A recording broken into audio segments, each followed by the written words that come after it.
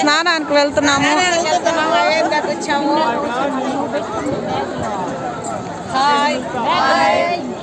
అయోధ్య సరియు నది, అయోధ్య వచ్చాము. సరియు నది శ్రీరామచంద్రుడు పదండి. సరియు నది అండి, చూడండి ఎంత బాగుందో.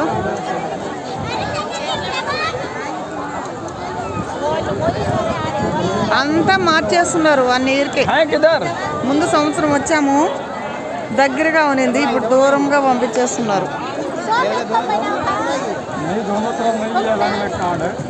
చూడండి ఎలా ఉందో, చాలా బాగుంది.